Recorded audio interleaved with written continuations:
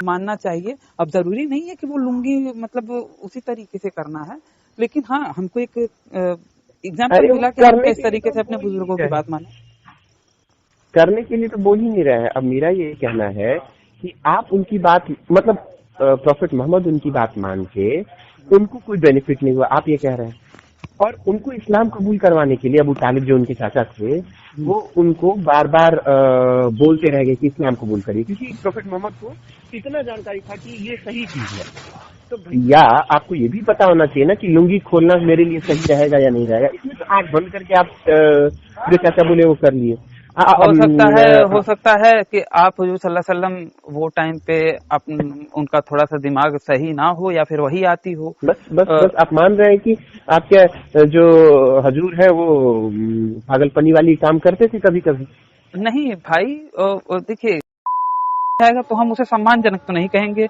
और हाँ, आप कि नहीं जैन मुनि व्यक्ति होते हैं। हाँ वो अलग चीज है ना, वो हो गया पर्सपेक्टिव अलग है। अगर उस पे आएंगे तो फिर मैं फिर जस्टिफाई कर देते हैं। जस्टिफाई नहीं करूंगा ना, आज लेकिन मैं के उसके समय बारे में में बताऊंगा ना। सभ्य समाज में नहीं, देखे हो कि देखिए उनके मैं कपड़े प्रश्न नहीं उठा रहा त्यागने हूँ। के पीछे कपड़े त्यागने के पीछे एक आध्यात्मिक कारण होता है। वो बस कारण ना, हम सुनिए तो आप हमारे सुनिए। तो हमारे मुझे तो नहीं, मेरी नहीं सुनने देंगे। मतलब बार में घूम रहे थे। मैं बता रहा हूँ ना, मैं बता रहा हूँ। हालांकि मेरा बात सुनिएगा, मैं क्या कहना चाहता हूँ। मेरे हिसाब से वो तर्क संगत नहीं है, लेकिन उनके हिसाब से वो क्या तर्क बताते हैं कि भैया वो त्याग करते हैं, वैराग्य आता है उन्हें, और तब वो इस सांसारिक चीजों का, जो भी सांसारिक भौतिक चीजें हैं, उन सब का त्याग कर देते हैं। हालांकि शरीर का त्याग नहीं किया है, वो भी सबसे बड़ा भौतिक पदार्थ है। ठीक है, ये मेरा मानना है। लेकिन उनका ये मानना है कि भैया वो सभी सांसारिक चीजों का त्याग कर रहे हैं, भौतिक चीजों का त्याग कर रहे हैं, और उस वैराग्य में उन्होंने कपड़ों का त्याग किया होता है। आपके यहाँ पे वो जो हुजूर सल्लल्लाहु अलैहि वसल्लम का जो भी परिस्थिति है, उसमें कौन सा उनका वैराग्य आया था कपड़ा त्याग करने का? नमस्ते सभी को। मित्रों, वैचारिक मंथन और सनातनी यूट्यूब चैनल पर मैं आपका साथी आशीष चौरसिया आप सभी का हार्दिक स्वागत एवं अभिनंदन करता हूं। मित्रों, आज की जो चर्चा आप लोग सुनेंगे उसका आधार है एक ऐसी हदीस जिसमें ये उल्लेखित है कि हुजूर सल्लल्लाहु अलैहि वसल्लम अपने शरीर पर एक लौता वस्त्र पहने हुए होते हैं जिसे वो हटा देते हैं बिना कुछ सोचे समझे। चूंकि ये एक सही हदीस है तो इसीलिए मुसलमान इस पर क्या क्या तर्क दे सकते हैं, कुतर्क दे सकते हैं इसे सही साबित करने के लिए। इन्हीं सब बातों पर मैंने और हमारे भाई नितेश भाई ने बड़ी ही मज़ेदार चर्चा करी है। इस चर्चा में आगे बढ़ने से पहले मैं आप लोगों से ये निवेदन करूंगा कि अगर आप इस्लाम और क्रिश्चियनिटी की आलोचना के साथ साथ अपनी भी आलोचना सुन सकते हैं तो ही इस चर्चा में आगे बढ़िए, अन्यथा आप इसे यहीं पर छोड़ दीजिए। इस बातचीत में हमने एक ईमान वाले के पॉइंट ऑफ व्यू से भी बातों को समझने का प्रयास किया है और चीज़ों को डिफेंड करने का प्रयास किया है। तो इसमें आरंभ में मैं एक मोमिन बन के नितेश भाई से बात करता हूँ, जिसमें मैंने इस हदीस को सही साबित करने के लिए काफ़ी तर्क वितर्क किए हैं। उसके बाद नितेश भाई एक मोमिन के तौर पर मुझसे बात करते हैं और इस हदीस को सही साबित करने के लिए या फिर सही ठहराने के लिए तर्क वितर्क और चर्चा करते हैं। तो इस बातचीत को सुन के आपको ये पता चलेगा कि इस हदीस को सही साबित करने के लिए एक मोमिन क्या क्या तर्क और कुतर्क दे सकता है और वह हिंदू धर्म पर किस प्रकार से प्रहार कर सकता है और हमें किस प्रकार से उसे जवाब देना चाहिए। तो नितेश भाई और मेरे बीच में हुई इस मजेदार चर्चा को आज मैं आप लोगों के समक्ष रख रहा हूं। आप सब भी सुनिए एवं निर्णय लीजिए।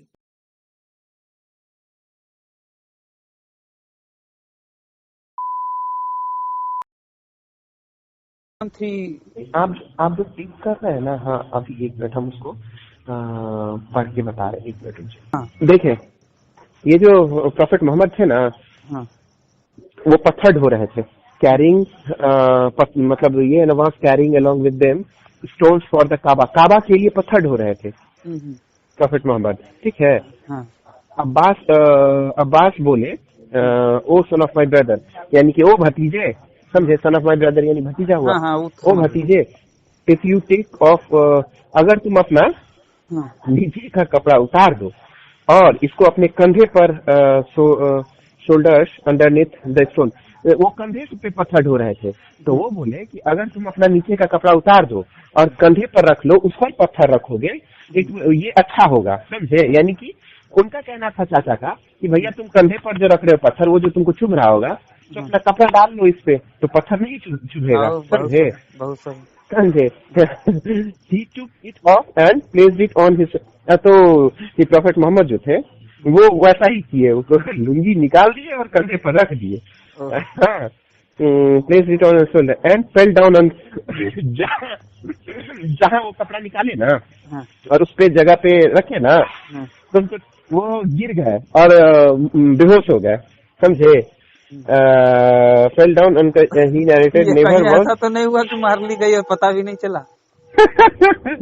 हाँ, and took it off and placed, fell down unconscious.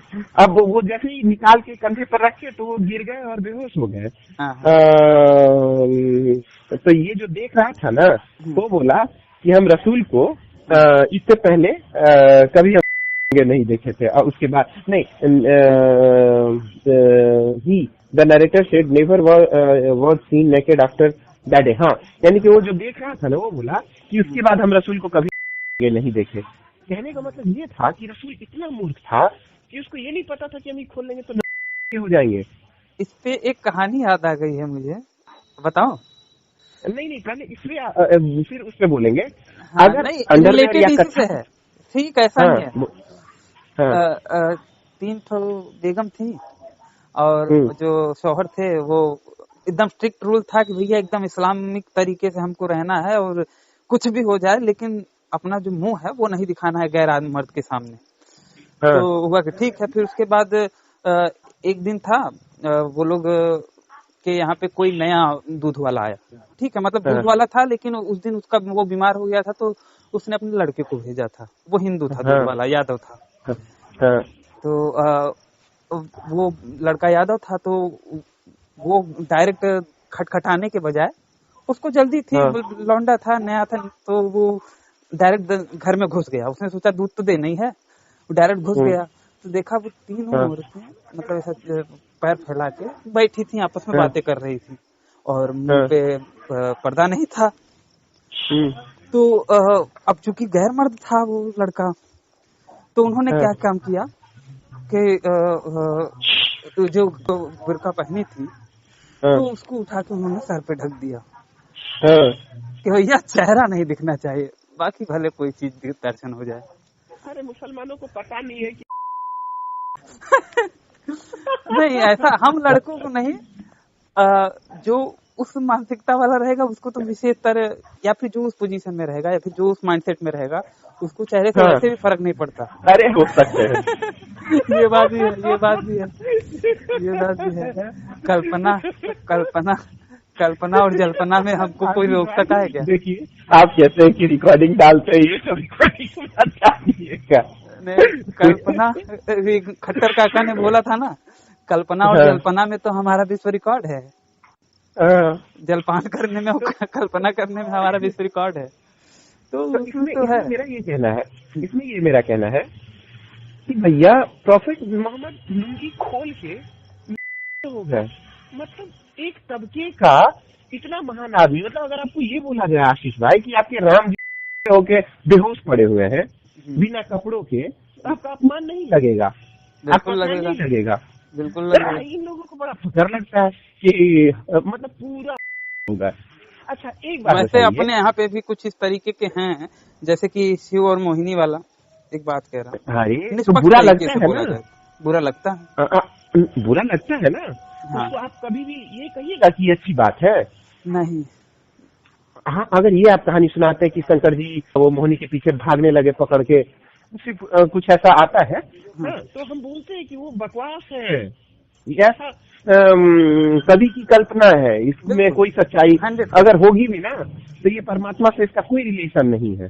नहीं, पहली बात तो ये सच्चाई है ही नहीं, ये फिक्शन, ये नहीं। अगर मान लीजिए इतिहास में कभी किसी शिव नाम के व्यक्ति ने ऐसा किया होगा या शंभू नाम का व्यक्ति ने किया होगा, तो इससे परमात्मा का कोई भी सरोकार नहीं है। अगर शिव नाम को वो कहते हैं ना कि महज एक संयोग होगा इस पात्र की सभी वो जो कहते हैं किसी भी चीज शक्तिमान से जो पहले बोला जाता था, हाँ, काल्पनिक है। मैं ये मानता हूँ कि अगर ऐसा शिव नाम के किसी व्यक्ति ने किया होगा तो वो महज एक व्यक्ति ही रहा होगा, महापुरुष या फिर परमात्मा या फिर महादेव तो नहीं मैं मान सकता। कहना चाह रहा हूँ, यही तो मैं कहना चाह रहा हूँ कि अगर शिव या शंभू या शंकर नाम का कोई ऐसा व्यक्ति किया भी होगा ना, तो इससे परमात्मा का कोई सरोकार नहीं है, ये एक महज मनगढ़ंत कहानी और उसको लिख दिया गया है।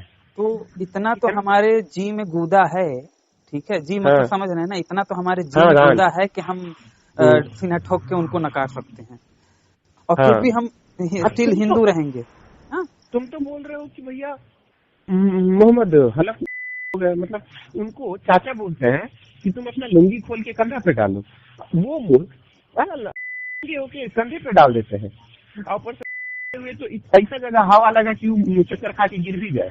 अच्छा, एक जलील अंसारी के हिसाब से मैं बोल रहा हूँ, हाँ, कि हो सकता है कि रसूल अल्लाह ने ये दिखाया हो कि भैया जब चचा कहें, बड़े अपने से बड़े कोई हुक्म दें तो तुम्हें दिमाग नहीं लगाना है, तुम्हें उसकी तामील करनी है। हाँ, तो काहे बार बार बोल रहे थे कि कबूल कर लीजिए इस्लाम, कबूल कर लीजिए इस्लाम, दिमाग नहीं लगाते?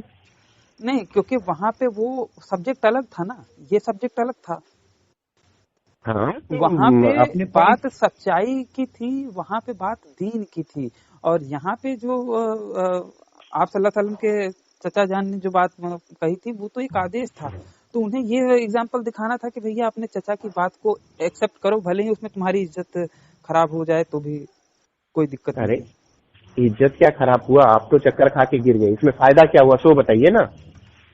फायदा ये आपको नहीं, बात को मानने से फायदा आपको नहीं लग रहा जनाब, लेकिन हमें तो फायदा है ना। हम मुसलमानों के लिहाज से उन्होंने एक तरीका बताया कि भैया किस तरीके से अपने चचा जात की बातों को, चचा जान की बातों को भी, अपने से बुजुर्गों की बातों को मानना चाहिए। अब जरूरी नहीं है कि वो लुंगी मतलब उसी तरीके से करना है, लेकिन हाँ हमको एक एग्जाम्पल मिला कि हम किस तरीके से अपने बुजुर्गों की बात माने।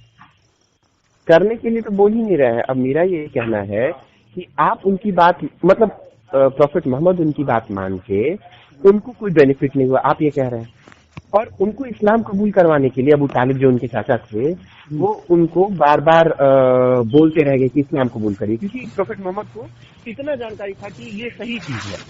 तो भैया आपको ये भी पता होना चाहिए ना कि लुंगी खोलना मेरे लिए सही रहेगा या नहीं रहेगा। इसमें तो आंख बंद करके आप जो चाचा बोले वो कर लिए। हो सकता है कि आप हुजूर सल्लल्लाहु अलैहि वसल्लम वो टाइम पे उनका थोड़ा सा दिमाग सही ना हो या फिर वही आती हो। बस आप मान रहे हैं कि आपके जो हजूर है वो पागलपनी वाली काम करते थे कभी कभी? नहीं भाई, देखिए वही आते वक्त भाई अल्लाह का दिमाग सही ना हो, अल्लाह की नहीं। चलिए आप मतलब शब्दों पे मत पकड़िए, जैसे कि समझ लीजिए कि हो सकता है वो, क्योंकि वो टाइम पे वो बेहोश भी हुए थे, तो भाई इतना भारी पत्थर लेके जा रहे थे, तो हो सकता है कि उनकी हालत खराब हो रही होगी, तभी तो चचा ने उनके कहा कि भैया, उन्होंने देखा होगा कि भैया हालत खराब होने के आसार नुमाया हो रहे हैं, तो फिर उन्होंने फिर ये हुक्म दिया या फिर ये बात बताई, बोली उनको। तो हो सकता है कि उनकी मेंटल या फिर वो थोड़ा सा थक गए हों। देखिए आप जितना भी मेंटल जिम्नास्टिक करिएगा ना, वहाँ पे लेबर डील चल रही थी, ठीक है, उनके चाचा भी लेबर का काम कर रहे थे, प्रॉफेट मोहम्मद भी लेबर का काम कर रहे थे, लेकिन चाचा थे भाई, वो बच्चे थे ना। ठीक है, आप सुने तो मैं क्या पॉइंट दे रहा हूँ आपको। वहाँ पे सिर्फ दो व्यक्ति ही नहीं होंगे, उनको कोई और कपड़ा नहीं मिला, ये मानना थोड़ा कठिन है कि उस लुंगी के अलावा और कोई कपड़ा नहीं मिला।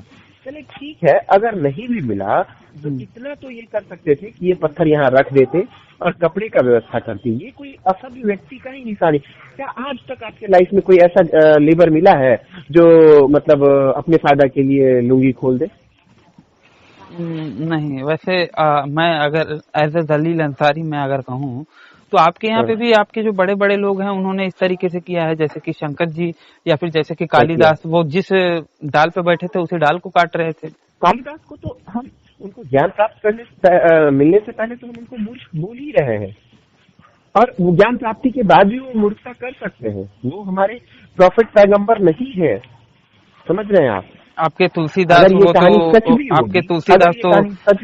आपके तुलसीदास तो मुर्दे पे बैठ के जाते थे, मुर्दे पे बैठ के गंगा पार किया, फिर उसके बाद उन्होंने रस्सी समझ के सांप पे चढ़ गए।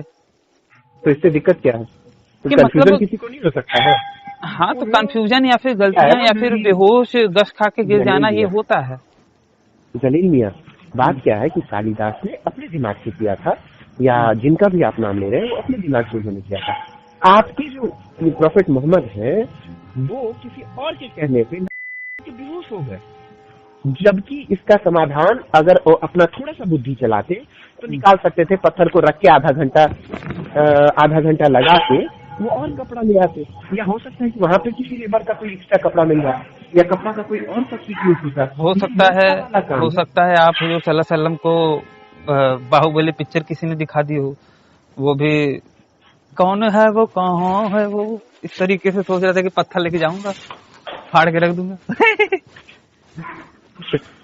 नहीं हो, पॉइंट तो है। अब इसको कितना भी भाई, कोयले को कितना भी धोओगे वो रहेगा तो काला का काला ही ना।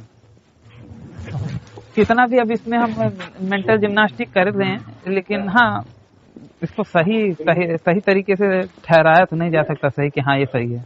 जैसे कि हम शंकर जी के उस तरीके से चीजों को जो भी है हम उसको सही नहीं ठहरा सकते, जो पौराणिक कहानियां, जो पाखंडी कहानियां हैं। इसमें ना दो चीजें हो सकती है। एक मुसलमान पर्सपेक्टिव से मेरा दो एफर्ट हो सकता है। मेरा एक एफर्ट ये होगा। अच्छा, जैसे आप बताइए। ठीक है जनाब, आप बताइए। हाँ, क्या मैं अब स्विच कर लेते हैं ना, आप बताइए, आप क्या पॉइंट दे सकते हैं? क्या प्रॉब्लम क्या है आपको? प्रॉब्लम ये है कि भैया आपके नबी साहब इतना मूर्ख थे कि वो लुंगी खोल दिए। मतलब वही है कि अपने पिछवाड़े का ख्याल नहीं रखा और पहले उसके कंधे पे रख के वो धो रहे थे पत्थर।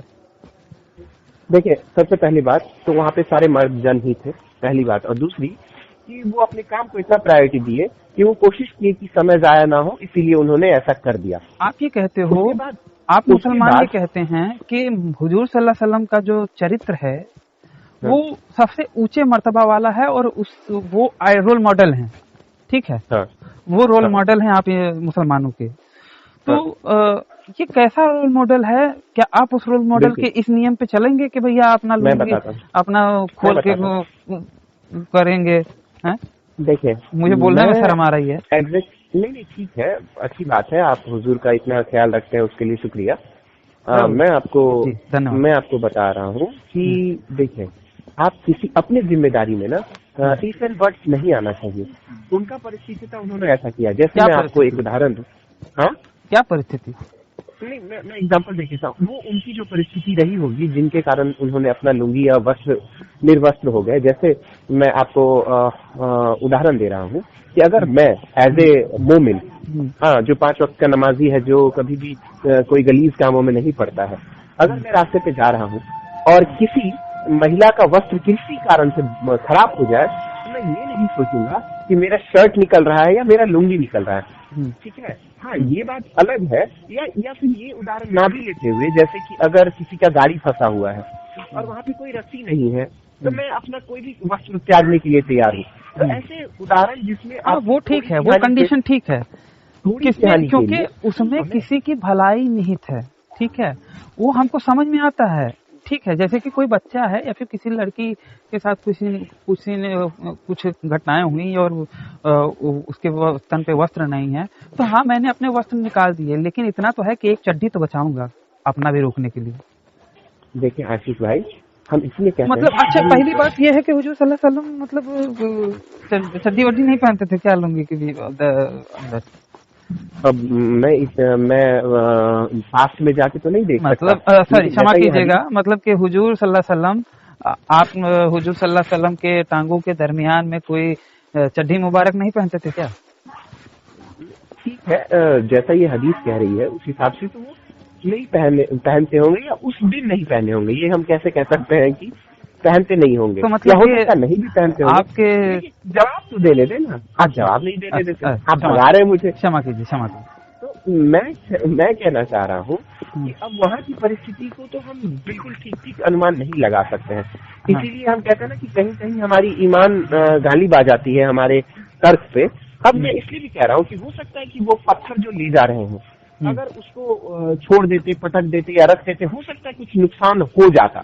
जैसे एक होता है ना कि हम चढ़ाई पे चढ़ रहे हैं, अगर पत्थर छोड़ देंगे तो वो लुढ़क के फिर से नीचे पत्थर चला लेके जा जाएगा। रहे थे भाई, शिवलिंग थोड़ी ना लेके जा रहे थे जो बेजू बावरा की तरह वो क्या नाम से रख देते तो वहीं पे वो अटक जाता, वहीं पे फिर वो ऊपर उठता ही नहीं।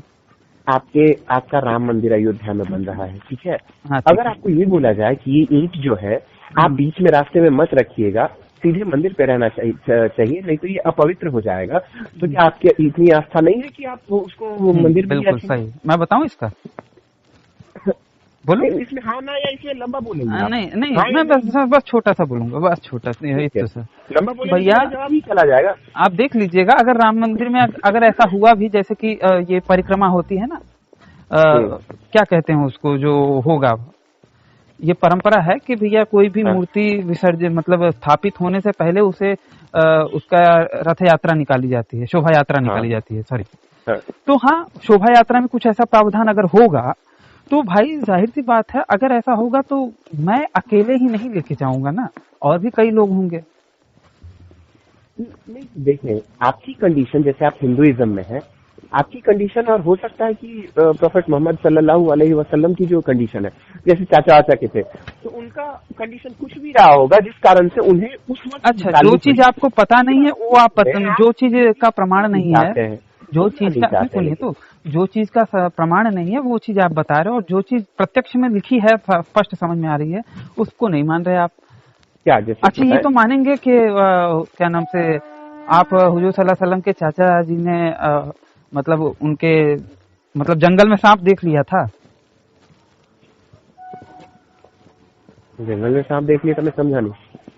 मतलब कि उनके चाचा ने, हुजूर सल्लल्लाहु अलैहि वसल्लम के चाचा ने जंगल में सांप देख लिया था उनका। हाँ, तो उन्होंने क्या कहा था उसके विषय में कि क्या नाम से मैंने उसके बाद से उनको कभी इस तरीके से नहीं देखा। नहीं, तो नहीं, ये उन्होंने नहीं देखा, ये देखने वालों ने देखा। उनका चाचा जो है, उनके चाचा सिर्फ ये एडवाइस दिए कि आप अपना नीचे वाला कपड़ा कंधे पे रख लो ताकि आपका कंधा सुरक्षित हो जाए। अच्छा, चाचा भी लंठा ही थे क्या? कि मतलब उन्होंने जब देखा, सुनिए, जवाब नहीं लेना चाहते हैं आप, हर सेकंड अपने यहाँ सवाल डाल रहे हैं। नहीं, मैं उसी सवाल पे भाई, मैं देखिए उससे तो आप निरुत्तर हो जाएंगे। हम उसी सवाल पे घूम रहे हैं, लेकिन उस सवाल से मैं बाहर नहीं जा रहा हूँ, मैं उसी हदीस से ही सवाल कर रहा हूँ। आप अगर देखें उन्होंने ऐसा क्यों किया, मैं वो बोलने की कोशिश कर रहा हूँ। अच्छा, मैं बोल रहा हूँ, आप नया कुछ डाल रहे हैं। अच्छा, आपको पता कि अगर ये आसिफ भाई बोल दिया ना 5 मिनट, तो मैं निरुत्तर होके शांत हो जाऊंगा। नहीं, क्षमा कीजिए, आप बोलिए। तो मेरा यही कहना है कि परिस्थिति जन उन्होंने ऐसा कर दिया, ठीक है, वो सही या गलत वो परिस्थिति निर्धारण करती है, ना हम या आप निर्धारण करेंगे। बहुत ऐसी केसेस देखिए, फिर आप बोल रहे हैं माफी, क्योंकि हम आप कभी ऐसा होता है ना कि हम लोग कभी हमारे संस्कार ऐसे नहीं है कि हम गाली दें, लेकिन बाद मर्तबा हमें गाली देनी निष्ठा पे आना पड़ता है, तो वक्त का तकाजा होता है, मांग होता है।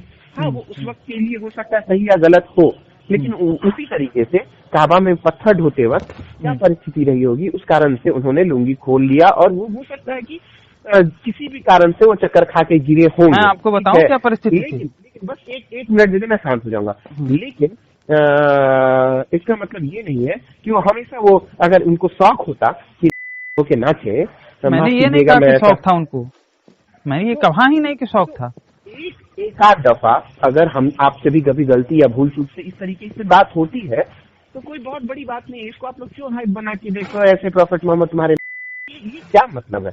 सेंटिमेंट हमारा, आप ही का सेंटिमेंट, हमारा सेंटिमेंट तो कुछ है ही नहीं। ना, बात ये है कि खैर यही बात है, हम आपके भगवान को बोलने लगेंगे तो हमारे ऐसे नहीं थे वैसे नहीं थे, कम से कम हम तो एक्सेप्ट भी करते हैं कि हाँ उन्होंने ऐसा किया। आप लोग तो मुकर ही जाते हैं कि ये हमारे बाप ही नहीं है।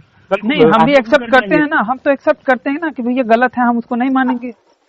आप मानते हैं कि आपके शिव जी पकड़ के दौड़ने लग गए थे मोहिनी के पीछे? या हम तो कह रहे हैं ना कि भैया वो लिखा है वो गलत है, लिखा एक्सेप्ट कर रहे हैं कि है, लेकिन वो गलत है, मतलब ये भी मानते हैं, हम उसको नहीं मानेंगे। ऐसा हुआ था नहीं, वो फिक्शन है ना, हम तो कह रहे हैं ना, हमारे अंदर इतना गुदा है कि हम कह रहे हैं कि भैया वो फिक्शन है। का मतलब क्या? हम तो एक्सेप्ट कल्पना, ऐसा हुआ था, कल्पना हो गया ना, आपकी किताबों के लिए कल्पना है। हाँ, तो आप भी मान लीजिए ना कल्पना, हम फिर बातें खत्म हो जाएगी। आप भी कल्पना काल्पनिक ही है।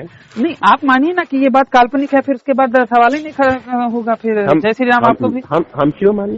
हम क्यों मान लें? जब जब नहीं मानेंगे तो जवाब दीजिए, तब हमसे जवाब मत लीजिए, क्योंकि हम तो मान लिए हैं। आप नहीं मान रहे तो आप जवाब दीजिए। दिया है कि हम उसको एक्सेप्ट करें, जो है वो है।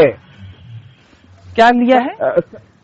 कुरान ने हमें ये गट्स यानी ये जूदा दिया है कि जो है उसको हम एक्सेप्ट करें। एक्सेप्ट करें, ये जूदा नहीं दिया है, ये बोला है, करना ही पड़ेगा और कोई चारा ही नहीं है। जबकि गूदा ऐसे होता कि भैया तुम मानो या ना मानो, ये तुम्हारे ऊपर मैं फ्री विल दे रहा हूँ। हाँ, तो इसी तरीके से आप अपने बाप को बाप माने ना माने, आपकी मर्जी है। हमको तो मानना ही पड़ेगा। वो बाप कैसे है ये भी तो पता चलना चाहिए। हाँ, वही बात है ना। आप तो कहोगे कि जाओ डीएनए लाओ, ये लाओ, तभी बाप मानेंगे। नहीं, आप अल्लाह के या नहीं? आप अल्लाह को कहते हैं कि आपके परम पिता हैं। क्या परम पिता का मतलब क्या होता है? अल्लाह अल्लाह परम पिता क्या होता है? अल्लाह परम पिता मतलब अल्लाह सबको बनाने वाला है, तो अल्लाह सबसे बड़ा पिता हुआ ना आपका।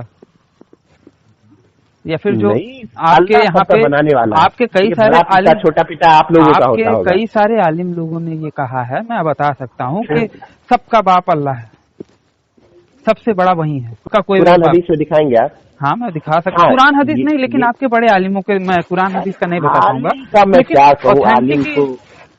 आलिमों का मैं बता सकता हूँ जो कि गणमान्य है। तो बात ये है कि बनाने वाला ही तो पिता होता है, ठीक है। तो पिता आपका, कोई भी पिता अगर कहे कि भैया ये मेरा बेटा है, तो ऐसे मान लिया जाएगा कि किसकी बात ऑथेंटिक मानी जाएगी? माँ की ना। लेकिन आप मुसलमान बिना माँ की गवाही के ही एक आदमी के कहने पे आप उसे अपना पिता मान बैठे हो। खैर, हमारा टॉपिक कहाँ था और कहाँ चला गया? क्योंकि आपने भटका दिया ना। मैं तो ये कह रहा हूँ कि अबू तालिब ऐसा है कि बात ये है कि मैं आपका भतीजा हूँ, ठीक है। मैं समझ लीजिए कि फर्ज कीजिए कि आप मैं क्या नाम से आपने मुझे कहा कि भैया वो कपड़ा है वो अपने कंधे पे रख लो ताकि तुम्हें दर्द ना हो, राइट। अब मैंने वो निकाला, अब मेरा तो हुस्न जलवा फरोज हो गया, ठीक है। मेरा जंगल और सांप जलवा फरोज हो गया। तो आप जब देखोगे, आप मेरी फिक्र करते हो कि नहीं करते? करते हो ना। तभी तो आपने कहा कि भैया कंधे पे रख लो। तो आपको मैंने जब ऐसा किया तो मेरी उस स्थिति को देख के आपको मेरी फिक्र नहीं हुई कि भैया इसकी बेइज्जती हो रही है? आपने तो तब ये क्या लगा कि आपने फिर तब बोल दिया होता कि नहीं यार, पहले इज्जत ढको, इज्जत सबसे बड़ी है और बाकी सारी चीजें बाद में होती रहेंगी, इज्जत पहले आनी चाहिए। क्योंकि इस्लाम में भैया इज्जत को सबसे ज्यादा अहमियत देता है ना। ही रह गए क्या भाई? ताउम्र नहीं रहेगा। मैं कहता हूँ कि भैया आप लाइव टीवी में एक बार हो जाओ, फिर उसके बाद कभी जिंदगी में मत होना। इवन कि आप कपड़ा पहन के संदास करना तो दिक्कत हो जाएगी। उनको ढका गया, हो सकता है वो हदीस में ना आया हो, क्योंकि ढका गया तभी तो अभी तक ढके हुए है ना, वरना उस समय के बाद नहीं रहते वो बात नहीं है। जैसे कि कोई देखने वाले ने बोल दिया, अब वो देखने वाले ने बोल दिया कि वो चक्कर वो तो उस हिसाब से कोई अपराधी कहे कि भैया मैंने तो केवल एक टाइम पे एक व्यक्ति को मारा था, मैं डेली थोड़ी ना किसी को मारता हूँ या फिर हमेशा थोड़ी ना किसी को मारता रहूंगा, तो मुझे तो अपराधी या फिर उस तरीके का ब्लेम नहीं करना चाहिए। तो आपको लगता है ये सही है? क्या रीजन दे रहे हैं महाराज? ये आपका एग्जाम्पल ही नहीं फिट बैठता है। नहीं, आपने क्या अपराध नहीं है। आपने क्या कहा भाई? ये भी एक प्रकार का अपराध ही आता है आज के जमाने में, अगर देखेंगे तो ना। आप क्यों बोल रहे हैं आज के जमाने में ऐसा हुआ है? नहीं, आज के जमाने में अगर आप बता रहा हूँ, किसी का जान बचाने के लिए अगर कोई भी हो जाए ना तो अपराध नहीं माना जाएगा। तो किसका जान बचा रहे थे? नहीं, उस समय वो जान बचा, अगर जान बचा रहे होते तो आज हम ये बात ही नहीं कर रहे होते। अगर जान बचा रहे होते तो वहाँ पे काबा वाली परिस्थिति थी। उस परिस्थिति को क्या परिस्थिति थी? परिस्थितियाँ सीधा सीधा साफ स्पष्ट बता रहा है हदीस के भैया, परिस्थिति यही थी कि भैया ईटा ढो रहे, पत्थर ढो रहे थे। हाँ, अब उसमें कौन सी ऐसी परिस्थिति थी कि अपना हटा के फिर? अच्छा, एक बात है। हेलो, आवाज नहीं आ रही है आशीष भाई? हाँ, हेलो, अभी आ रही? हाँ, अभी आ रही? हाँ, आ रही। कि मैं ये कह रहा था कि आप हुजूर सल्लल्लाहु अलैहि वसल्लम ने चड्डी नहीं पहनी थी क्या? अब उस समय परंपरा पहनने की थी कि नहीं थी वो मुझे नहीं पता। मतलब वो टाइम पे उस दिन तो पक्का नहीं पहनी थी। नहीं, हदीसों से क्या समझ में आ रहा है आपको? उस हदीस से तो लगता है कि उस समय परंपरा नहीं रही होगी, इसलिए उन्होंने वो हलफ होगा है। तो परंपरा कब से शुरू हुई होगी, या फिर इस्लाम में इतिहास की बात मोहम्मद साहब के जीते जी पूछ तो रहे नहीं हैं। हुई होगी, मुझे लगता है। देखे ना आशीष भाई, आपको इतिहास की बात हमसे क्यों पूछ रहे हैं? आप क्या मतलब उसमें आप क्या दिखाना चाह रहे हो? मैं ये दिखाना चाह रहा हूँ, मैं ये दिखाना चाह रहा हूँ कि मैं अगर चड्ढी नहीं पहना हूँ तो हो उन्हें, सकता है उस समय पहनने की परंपरा हो, तो उनको ख्याल नहीं था। अगर आपको मैं कह दूं कि भैया लुंगी, जनाब आपको अगर मैं कहूं कि आप अपनी, उनको ख्याल रहा भी होगा तो वो ऐसा परिस्थिति बना कि उन्हें उतारना पड़ा। कौन सा परिस्थिति बना, वो परिस्थिति बताइए ना। पत्थर ढो रहे होंगे और वो जैसे आप अपना पत्थर या प्राण प्रतिष्ठा कराने से पहले कभी जमीन पे नहीं रखते हो। जैसे आप रामायण में ही देख लो, रामायण में जो रावण को दिया गया था शिवलिंग, बोला गया था कि आप रास्ते में नहीं रखेंगे तो वहीं बैठ जाएगा। उसी प्रकार से वो कुछ भी ऐसा पत्थर रहा होगा जो बीच में नहीं रखना होगा, या इस तरीके से तो वो अपना कपड़ा डाल लिया। इसका तो जिक्र कहीं पे भी किसी हदीस में नहीं है। और दूसरी बात कि पत्थर पे इतना यकीन, बुत पे इतना यकीन। काबा का पत्थर है भाई, काबा का पत्थर है, चाहे जहाँ का पत्थर है तो पत्थर वही ना। और पत्थर पे इतना मतलब एतबार के भैया, अरे मैं कह रहा हूँ, लेकिन हुजूर सल्लल्लाहु अलैहि वसल्लम को पत्थर के प्रति इतना मतलब इतना सम्मान था, पत्थर को इतना सम्मान दिखा रहे थे हुजूर सल्लल्लाहु अलैहि वसल्लम। आप क्या बात कर रहे हो भाई? सब वो तो हमारी मस्जिद में भी जो ईंट लगी होती है उसके लिए भी हमारा सम्मान होता है। मतलब के क्या नाम से, ये वही है कि गाड़ जाए पर पत्थर न जाए। हो सकता है ऐसा ही हो, जिससे शायद आप ना समझ पाए क्योंकि आप हिंदू है। हाँ, मैं हिंदू हूँ, इसलिए तो मैं पत्थर की अहमियत ज्यादा अच्छे से समझता हूँ ना। आपको ना अगर वही राम जी की प्रतिमा के बारे में बताया जाता ना भाई, तो आपको बहुत अच्छे से पत्थर के विषय में, पत्थर के विषय में आप हम हिंदुओं से अच्छा कौन जान सकता है? ठीक है, नहीं वही बात है ना कि आपका पत्थर तो एकदम बहुत अच्छा है, लेकिन हम ये वो जो काला पत्थर है या उसमें अजीब छीटाकसी करते हैं। हम उसमें छीटाकसी नहीं करेंगे। अगर आप ये डबल स्टैंडर्ड छोड़ दो, आप भी कहो कि हाँ हम पत्थर को मानते हैं तो मुझे दिक्कत ही नहीं, लेकिन आप कहते हो कि हम पत्थर का विरोध करते हैं और फिर भी पत्थर को मान रहे हो, तब हमको पॉइंट आउट करना पड़ता है ना। आप जैसे मंदिर का सम्मान करते हो उसी तरीके से हम मस्जिद में ना थूकते हैं, ना गलत काम मतलब उसमें मूत्र विसर्जन नहीं करते हैं, ठीक है। तो उसी प्रकार से काबे का जो पत्थर रहा होगा वो खास पत्थर रहा होगा जिसका सम्मान देना जरूरी था, और सम्मान और इबादत में अंतर है। तो कहीं न कहीं किसी भाई, जाहिर सी बात है, हमारे जैसे कि राम जी की ही मूर्ति है, अब उसे कोई व्यक्ति धड़ंग होकर लेके जाएगा तो हम उसे सम्मानजनक तो नहीं कहेंगे। और आप नहीं जैन मुनि व्यक्ति होते हैं, हाँ वो अलग चीज है ना, वो पर्सपेक्टिव अलग है। अगर उस पे आएंगे तो फिर मैं जस्टिफाई कर देते हैं, तो जस्टिफाई नहीं करूंगा ना, लेकिन मैं उसके बारे में बताऊंगा ना। समाज में नहीं, उनके कपड़े त्यागने के पीछे, कपड़े त्यागने के पीछे एक आध्यात्मिक कारण होता है। वो कारण हमारे नहीं, मेरी नहीं सुनने देंगे। मैं बाहर में घूम रहे थे, मैं बता रहा हूँ ना, हालांकि मेरा बात सुनिएगा, मैं क्या कहना चाहता हूँ। मेरे हिसाब से वो तर्क संगत नहीं है, लेकिन उनके हिसाब से वो क्या तर्क बताते हैं कि भैया वो त्याग करते हैं, वैराग्य आता है उन्हें, और तब वो इस सांसारिक चीजों का, जो भी सांसारिक भौतिक चीजें हैं उन सब का त्याग कर देते हैं। हालांकि शरीर का त्याग नहीं किया है, वो भी सबसे बड़ा भौतिक पदार्थ है, ठीक है, ये मेरा मानना है। लेकिन उनका ये मानना है कि भैया वो सभी सांसारिक चीजों का त्याग कर रहे हैं, भौतिक चीजों का त्याग कर रहे हैं, और उस वैराग्य में उन्होंने कपड़ों का त्याग किया होता है। आपके यहाँ पे वो जो हुजूर सल्लल्लाहु अलैहि वसल्लम का जो भी परिस्थिति है, उसमें कौन सा उनका वैराग्य आया था कपड़ा त्याग करने का? देखें, वो जो भी कंडीशन देते हैं, जो आपके धड़ंग मुनि होते हैं, वो जो भी कारण दे, इसी तरीके की परिस्थिति वहाँ भी बनी होगी। नहीं, वैराग्य नहीं, वहाँ हमारे यहाँ पे मतलब वही नहीं। आप सुने ना, मैं कह रहा हूँ किस तरह की कि वैसा ही परिस्थिति बना होगा, इसीलिए उन्होंने उतारा। मतलब उनकी अगर आदत में शुमार होता तो मैं आपको चैलेंज देता हूँ कि पूरे कुरान हदीस में कहीं दूसरी जगह आप दिखा दें कि उन्होंने ऐसा ही किया, सिर्फ अपनी पत्नी के यहाँ जाने को छोड़ के, तो मैं मान जाऊंगा कि ये उनकी अभद्रता थी। भाई 10 जगह पे बताने, आप मुसलमानों को आप मुसलमानों को एक ही बात 10 जगह पे बताने में ज्यादा वो रहता है क्या, कि 10 बार बता दिया जाएगा तो वो ज्यादा पक्की हो जाएगी, एक ही बार बताया जाएगा तो पक्की नहीं होगी। हाँ, तो हमारी तो है ही ना कि हम लोग चेन ऑफ नरेशन देखते हैं। आप नहीं लोगों तो की तरह मतलब थोड़ी कि कहीं का कहीं का आपके हुजूर रोड़ा तो भानुमति ने कुलबा जोड़ा, ऐसा थोड़ी है हमारा। तो मतलब वो हदीस सही नहीं है। नहीं, वो हदीस सही है, लेकिन आप भी ये बार बार आप वो कहते हैं कि हदीस उन्होंने सही है ऐसा तो मतलब कि आप उस हदीस में जो भी बातें हैं वो आप मानते हैं। हाँ, मानते हैं। बस मानते हैं तो फिर काहे को आपको 75 से ठो उसका वो चाहिए। ये बातें समझ ही नहीं पाएंगे ना, यही तो समस्या होती है। ये बात जुमला बोल के आप बस अपने जब सवाल से बच नहीं सकते मेरे, ठीक है, मैं कह रहा हूँ कि उस कि आप समय उन्होंने भागने का हुआ प्रयास कर रहे हो।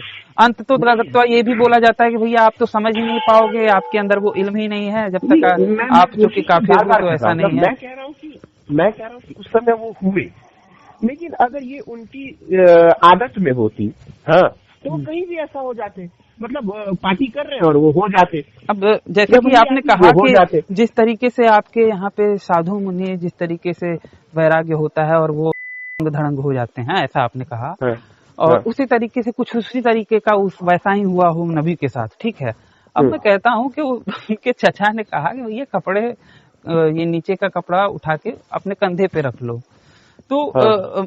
जाहिर सी बात है अब इसमें कौन सा उनको वैराग्य आया कि ओ चचा ने कह दिया कपड़ा वो करने का, अब तो मुझे वैराग्य आ गया, अब तो मैं धड़ंग हो जाऊंगा, ऐसा है क्या? ये क्या बात कर रहे हैं? तो कुछ ये सेंस तो देखिए, लगाइए महाराज। आप ये सही कह रहे हैं, लेकिन आप अगला पक्ष देख रहे हैं। ठीक हम वहाँ नहीं अब जा सकते हैं ना कि चाचा ने क्यों कहा, क्या कारण रहा होगा कि चाचा ऐसा बात बोले, वो मजाक में बोले या सीरियस में बोले। अगर मजाक में बोले तो ये सीरियस क्यों ले लिए?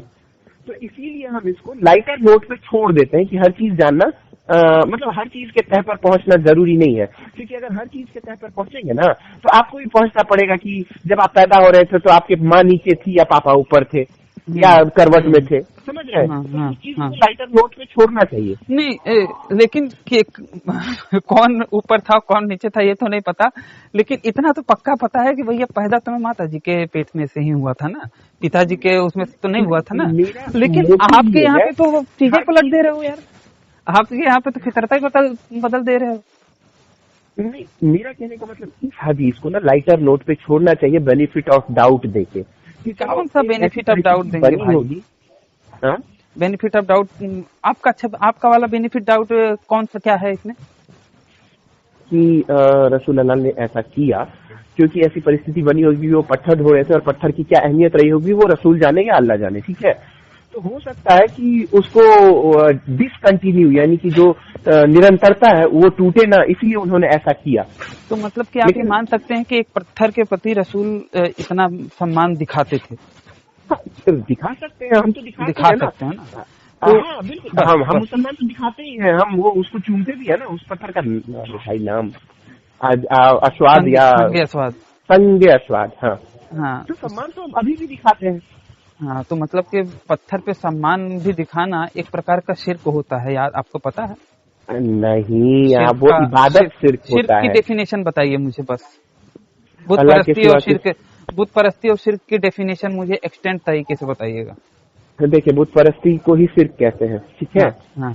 और शिर्क उसे कहते हैं जो अल्लाह के सिवाय किसी बुत या किसी और जानवर या किसी भी और चीज का इबादत करना, उसको एतबार नहीं, गलत सब, एतबार नहीं, इबादत। आप उस पत्थर पे एतबार करना भी शिर्क में आता है। गलत बुत पे एतबार करना, पत्थर पे एतबार करना गलत। जी, अब मैं कह रहा हूँ भाई एतबार की बात ही नहीं है। तो मतलब कि एतबार करेंगे तो शिर्क में नहीं आएगा। मतलब मैं ईमान को मानता हूँ लेकिन मैं एतबार करता हूँ कि ये राम जी की मूर्ति बड़ी अच्छी है और यहाँ पे जो भी लोग क्या नाम से आते हैं और उसका दर्शन करते हैं तो उनके काम अच्छे होते हैं, ये एतबार करना सही है एज अ मुस्लिम। राम जी की मूर्ति अच्छी है, इस पर एतबार करना कोई शिर्क नहीं है, लेकिन वहाँ पे जाने से हमें हमारी नेकी बढ़ेगी ऐसा मानना अच्छा है? नहीं। तो फिर काबा का पत्थरवा में कौन सा नेकी मिलती है? क्योंकि बोला गया कि वो उनका घर है। कौन सा घर है? तो पत्थरवा को चुम्मा लेना, चुम्मी लोगे तो उसमें कौन सा नेकी मिल जाएगी? ये हमारा प्रैक्टिस है, इसमें कोई ये नहीं है। प्रैक्टिस अब अभी अंग्रेजी मत बोलिए, अंग्रेजी में हमारा हाथ कड़क है।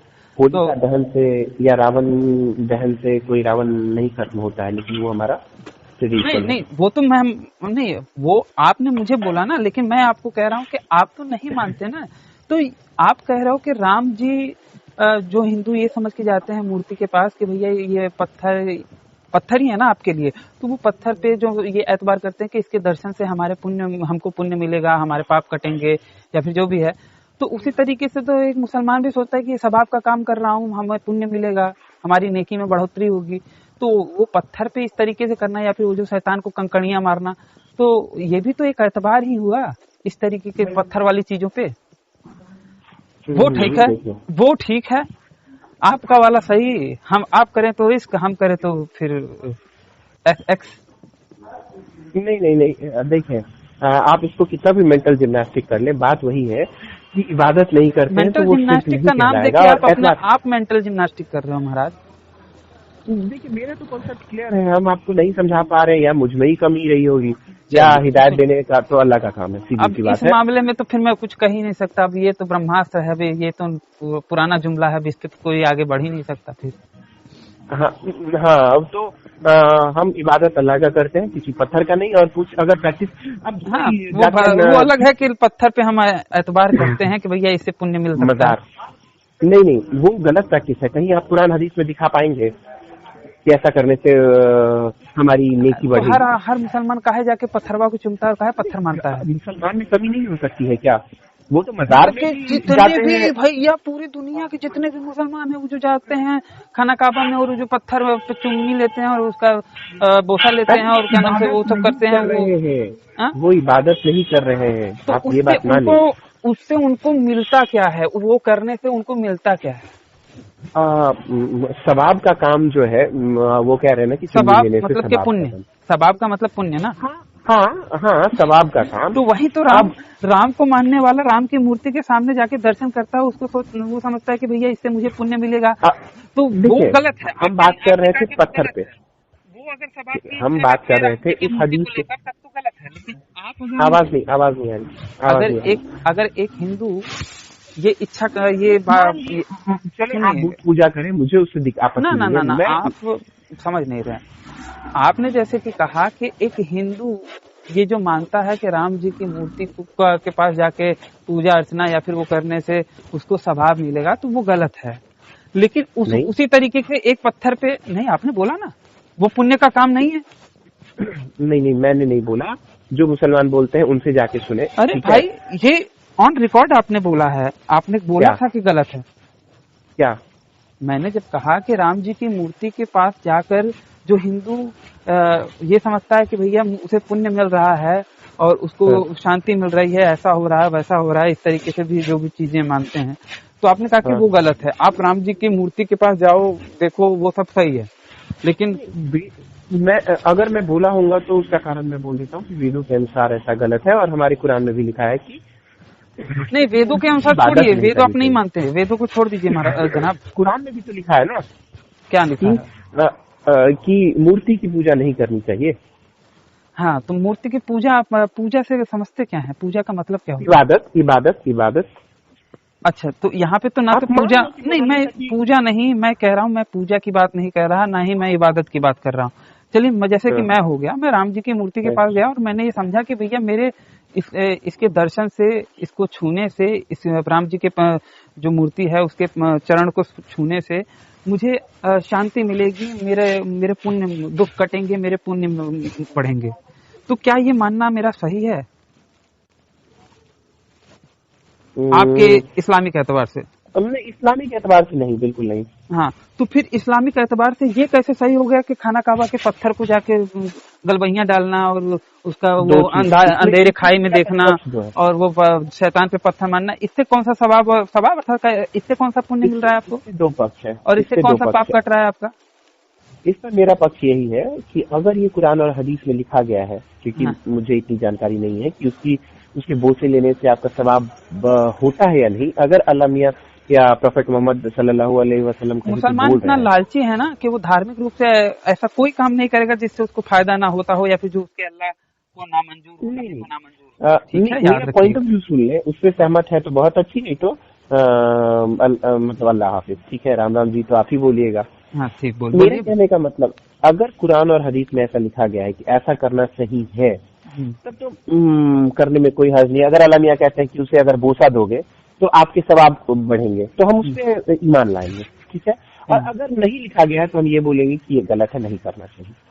तो फर्ज कीजिए, अच्छा जैसे कि एक बात कह रहा हूँ कि कुरान में कहीं पे भी संगे अस्वाद का जिक्र नहीं है, ठीक है, ये मैं गारंटी दे रहा हूँ, कहीं पे भी नहीं है, ठीक है। जितना मैंने अध्ययन किया है, आपने भी अध्ययन किया होगा माशाल्लाह से, तो आपको भी नहीं दिखा होगा कि कहीं पे भी ये जिक्र है कि मतलब अल्लाह ने मेंशन किया हो, है ना, राइट? ठीक है, यस और नो? हाँ ठीक है, कुरान में मुझे नहीं मिला। और बताइए हाँ, आगे। कुरान में नहीं मिला आपको, और मैं कह रहा हूँ कि कुरान में है ही नहीं। और ठीक दूसरी है, बात, अच्छा तो जाहिर सी बात है अल्लाह को ये पसंद नहीं होगा। क्यों? अगर रसूल ने हदीस में कह दिया तो? अच्छा तो हदीस में, चलिए ठीक है, तो किसी हदीस का आप रेफरेंस बता सकते हैं जिसमें संगे अस्वाद के पत्थर नहीं, के बारे में फिलहाल नहीं ये बता बोला पाएंगे। गया हो कि उसका बोसा वोसा लेना और सब लेना वो सब जायज है, या फिर शैतान को कंकड़िया मारने का भी कहीं पे कुछ है क्या? नहीं, मेरे जहन में नहीं है, मुझे नहीं पता। तो अगर नहीं है, अगर अगर हम्म, नहीं है, तो दुनिया का हर एक मुसलमान गलत कर रहा है क्या? हाँ बिल्कुल गलत कर रहा है। तो फिर उस हिसाब से तो जन्नत में कोई भी कौम नहीं जाएगी, हर एक फिरका लेकिन खराब है। आप ये कैसे कह रहे हैं कि नहीं ही होगा? हमने पूरी हदीस तो नहीं पढ़ी है, ये तो आप सिर्फ मान रहे हैं ना कि अगर नहीं होगा तो सब गलत कर रहे हैं, अगर होगा तो हम सही कर रहे हैं। अगर होगा तो सही कर रहे हैं। अच्छा, अब सही करने पे ही आते हैं कि वो जो मतलब सही करने पे ही आते हैं कि वो जो पप्पी लेते हैं और वो जो कंकरिया मारते हैं, तो इसके पीछे उनको फायदा क्या दिखता होगा? आप मुसलमान हैं, आप अच्छे से जानते होंगे, आप बताइए। अब कहा गया है कि 5 वक्त का नमाज पढ़ो, आलमिया की तरफ से या प्रोफेट मोहम्मद की तरफ से हुक्म है। आप नमाज वमाज का क्या बता रहे हैं? मैं जो पूछ रहा हूँ, अब मैं पूछ रहा हूँ झुमरी तलैया का आप जा रहे हो। अरे हम मुसलमान हैं, हम ऐसा ही करते हैं, हम मुसलमान हैं, हम ऐसा ही करते हैं।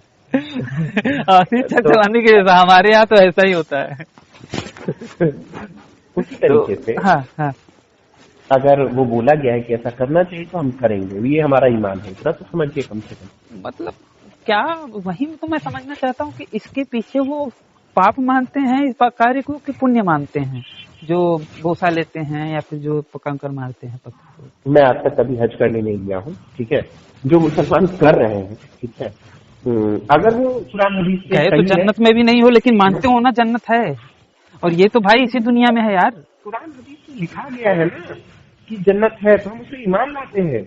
उसी प्रकार गए तो आप, जैसे कि आपने कहा कि आप कभी वहां पे गए नहीं हो तो आप नहीं जानते, मैं कह रहा हूँ कि ऐसा कभी भी आपने क्या नाम से खाना काबा के बारे में, या फिर आप कैसे मुसलमान हो, ईमान वाले हो भाई कि आपको इन सब के बारे में, रिचुअल के बारे में नहीं पता है अपने?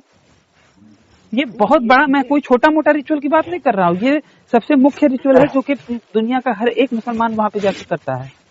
ऐसा कोई नहीं है जो ना करता हो। पता है, नहीं हाँ। ये मुझे पता है। अब क्या कहते हैं, अगर एक छोटा सा उदाहरण लें कि अगर आप अपने आप को आर्य कहते हैं या हिंदू कहते हैं, तो आप ये बताइए कि शंकर जी में जल क्यों चढ़ाते हैं, या फिर आर्य है तो आप संध्या बंधन क्यों करते हैं? हाँ। या अगर करते भी है तो कहाँ लिखा गया है? तो जरूरी नहीं है कि आप जो कर रहे हैं वो आपको पता ही होना चाहिए कि वो कहाँ लिखा गया है। संध्या बंधन के बारे में अगर मैं बताऊं तो संध्या बंधन के बारे में उनका ये सेंस होता है जो कि देखिए उस तरीके से तो लिखा गया है। अगर आप तार्किक वो छोड़ दें, हाँ, कहाँ लिखा गया है, किस जगह पे, जो मैं पेज पलटूं और वही दिख जाए? आप सत्यार्थ प्रकाश वगैरह पढ़िए, उसमें है, आपको मिल जाएगा। सत्यार्थ प्रकाश में आप पेज नंबर बता पाएंगे इस उल्लास में, या ऐसे वो कुछ नहीं, लेकिन मैं इतना श्योर हूँ कि सत्यार्थ प्रकाश में है। तो मैं ऐसे कई सारे ग्रंथ बता सकता हूँ, आर्ष ग्रंथ, जिनमें के इसका उल्लेख है। इसी तरीके से तो हम भी कह सकते हैं ना बचने के लिए। हेलो, आवाज आपकी गूंज गई जनाब। इसी तरीके से, एक मिनट, इसी तरीके से हम भी तो बता सकते हैं ना कि जितने भी हदीस है उसमें लिखा गया है, आप जाके पढ़ लीजिए। नहीं, बात यह है कि मैं, अगर आप मुझे समय देंगे तो मैं वो बकायदा आपको ढूंढ के बता दूंगा, लेकिन आप वो ढूंढ के भी नहीं बता पाओगे। अगर आप हारी बाजी शर्त लगाते हो तो वो फिर चलिए डन करते हैं। शर्त की कोई बात नहीं है। नहीं तो शर्त की बात नहीं है तो फिर फालतू में फ्री का मेहनत क्यों करूं? मैं कोई मुफ्ती मौलवी नहीं हूँ, लेकिन मैं कोई पंडित ब्राह्मण नहीं हूँ। देखिए, मैं आलिम दीन हूँ। अगर मेरे सामने आएगा तो मैं आपको दे सकता हूँ। अब इसमें आप बोलेंगे कि भैया 100 रुपए के शर्त लगाओ या तशरीफ दो शर्त में, हम हारे तो तुम देना, तुम हारे तो हम देंगे, ऐसा वाली बात नहीं। नहीं वैसा नहीं होगा भाई, हम अपना लुंगी नहीं खोलने वाले हैं। हाँ, आपका तो बिना लुंगी खुले हुए ही उठता है और दौड़ते हैं मोहनी के पीछे। हाँ बिल्कुल, तभी तो और इतना ऐसा दौरा है कि वो जो आपका खाना, उसी के स्वागत में तो आपने खाना काबा में शेफ बना के रखा है भाई। हम बिल्कुल हम भाई है दम है तो क्या करें अब, है हक से जानते हैं आशीष भाई, पता है क्या होता है। अच्छा अभी कैरेक्टर में नहीं है। हाँ ठीक। हाँ हो गया, कितना इसको लंबा करें हम। अब देखिए होता क्या है पता है, ये चीज होता है कि आपको भी पता है कि सच क्या है, हमको भी पता है सच क्या है, लेकिन अगर लाइव वगैरह में जाएंगे या डिबेट वगैरह में जाएंगे ना, वही बेफिजूल की बात है। बराबर। हम ना एक समय में हम ना डिबेट पहले जो कर लेते थे, बाद में हम छोड़ क्यों दिए पता है? क्योंकि हम अपने आप को डॉक्टर स्ट्रेंज बना लिए, समझे? हर एक प्रेडिक्शन चेक करके। हम बोले कि अब्दुल मियाँ जैसे मजा लेने के लिए तो ठीक है, हम आपस में बात कर लेते हैं, थोड़ा बहुत मजा ले लेते हैं। हाँ वो मजा ही ले रहे हैं हम लोग के। हाँ, लेकिन क्या है ना कि अगर आप किसी से सही में डिबेट कर रहे हैं, मुसलमान है सामने वाला, तो आप मतलब स्ट्रेस में आ जाते हो, खामखा दिमाग भारी हो जाएगा। ये सोच के अभी तो हमको पता है ना कि आशीष नहीं समझ रहा है, तो उसको पता है कि नहीं समझना है, इसीलिए नहीं समझ रहा है, बाकी उसको पता सब चीज है। हाँ, लेकिन अगर वही अब्दुल है तो होता है कि साला समझ क्यों नहीं रहा है, इसको समझना चाहिए। और मेंटल स्ट्रेस होता है। और इस तरीके का मेंटल जिम्नास्टिक जो हमारे बीच में, हमारे दरमियान में बातचीत हुआ ना, इस तरीके का मेंटल जिम्नास्टिक माय लवंडिया जी या फिर उनके बाप जो अली वाजिदी, क्या नाम है उसका, मौलाना नदीम अली जी वाजिदी, क्या नाम ससुरा का नाम है तो नहीं आता, तो वो लोग ऐसे ही मेंटल जिम्नास्टिक करते हैं। और उसमें वो मास्टर हो गए हैं इसीलिए क्योंकि इतना दिन से लाइव स्ट्रीम कर रहे हैं, ठीक है, तरह तरह का लोग उनके पास जा रहा है। भाई कोई मेंटल माहिर नहीं हुए हैं, बस बात यह है कि म्यूट करने का और उसका उनके पास ताकत है और ऑप्शन रहता है। अपने बतिया रह के दिया देते हैं बस, और होता है कि भैया वहीं सब जीत गए और वैसा कुछ नहीं। अब देखिए, ये जो बंदा था जो कह रहा था कि ऐसा सिचुएशन बना है, तो हम बोले कि वो सिचुएशन हम मेरे मन में आ रहा है कि वो सिचुएशन जाए भाड़ में, क्योंकि उस सिचुएशन को ठीक ना आप बोल सकते हैं ना कोई और बोल सकता है, ना हम टाइम ट्रेवल कर सकते हैं। नहीं, मैं कह रहा हूँ कि वो सिचुएशन सीधा सीधा समझ में तो आ रही है। कौन सा सिचुएशन, संदर्भ क्या था? वही अपने पत्थर धो रहे थे। हाँ, अब उसमें और कौन सा उनको सिचुएशन चाहिए? पत्थर धोने का सिचुएशन था, बस सिंपल सी बात है। हाँ, तो ये हम ऐसा तो नहीं था ना, ऐसा तो नहीं था कि भैया वो गौतम बुद्ध की तरह बरगद के पेड़ के नीचे बैठे थे और उनको दिव्य ज्ञान मिला, फिर वैराग्य हुआ और वो कपड़ा वपड़ा त्याग कर दिया, ऐसा तो नहीं था ना। हालांकि उन्होंने कपड़ा त्याग नहीं किया था गौतम बुद्ध ने, जहाँ तक मुझे पता। उन्होंने नहीं किया था। अब बात देखिए, बात ये है कि इस चीज को हम भी समझ रहे हैं और कोई मुसलमान भी समझ रहा होगा, लेकिन बस इसी डर से कि हम कैसे कबूल कर लें, हम कैसे एक्सेप्ट कर लें। भैया सबसे बड़ी बात की वो पत्थर जब औकात नहीं था पत्थर ढोने का, तो काहे ढोने गए जो चक्कर खा के गिर गए। और नहीं, तुम इतने अल्लाह के नबी, तुमको इतना नहीं पता और इतनी बुद्धि नहीं काम कर रही तुम्हारी। और एक दो पॉइंट हम निकाले उसमें। हाँ निकालिए ना।